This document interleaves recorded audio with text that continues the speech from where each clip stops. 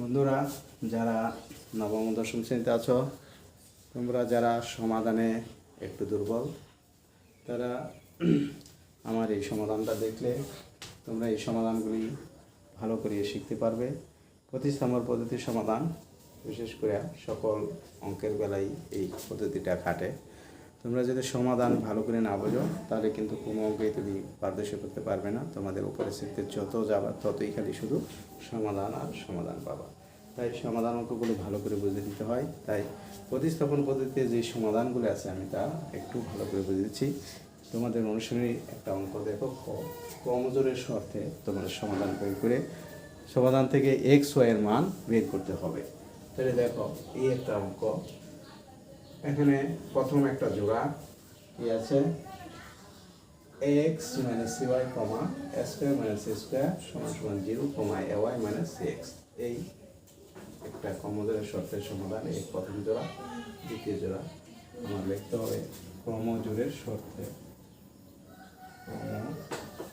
ক্রমজোড়ের শর্তে তোমার সমাধান করতে হবে এ এক্স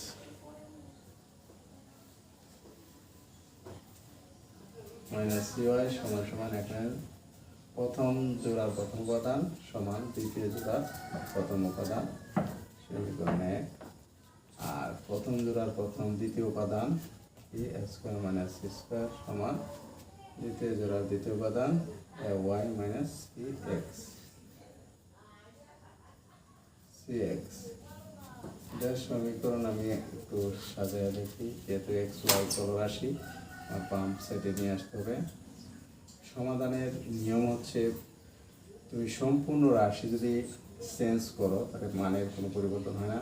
দেখো, A Y minus C x সমান আমি লিখতেছি এ স্কোয়ার মাইনাস সি স্কোয়ার, তাহলে মানের কোনো পরিবর্তন হচ্ছে না। এটা হচ্ছে 2 নং সমীকরণ। এখন আমি 1 নং থেকে পাই, 1 নং হতে পাই এক্স মাইনাস সি ওয়াই সমান 0 বা এক্স সমান সি ওয়াই, এটাতে মাইনাস আছে তার পাশে গেছে প্লাস এ, বা x equal to c y by a. এই সমীকরণ 3। এখানে ওয়াই এর মান বসালে আমি এক্স এর মান পেতে পারি। এখন এক্স এর মান 2 নং সমীকরণে বসিয়ে পাই এক্স এর মান 2 নং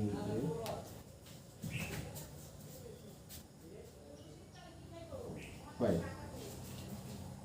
এক্স এর মান বসাই এ ওয়াই মাইনাস সি, যেখানে এক্স আছে সেখানে আমি এটা বসাইব সি ওয়াই বাই এ, তাহলে সি এক্স ওই জায়গায় আমি বসাইলাম কি এক্স এর মান সি ওয়াই বাই এ সমান সমান a square minus c square, বা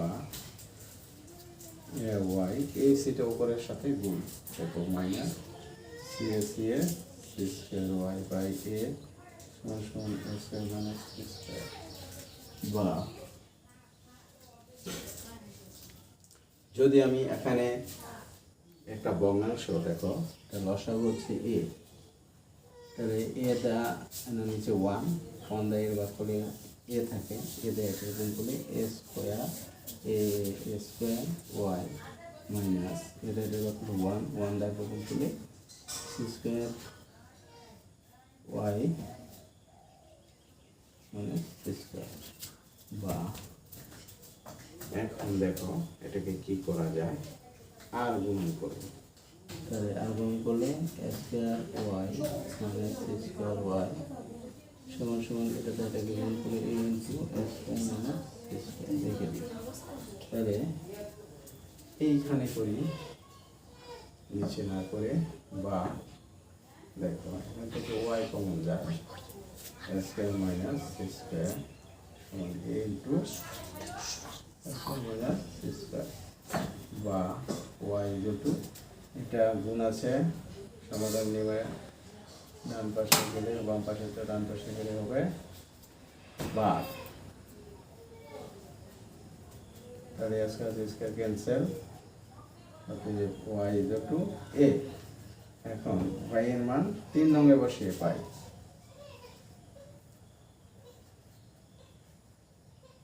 y এর মান 3 নং এ বসিয়ে কি পাই x ইকুয়াল টু যেখানে y সেখানে আমি বসাবো কি a ওই a ক্যান্সেল c অতএব নিয়ে নে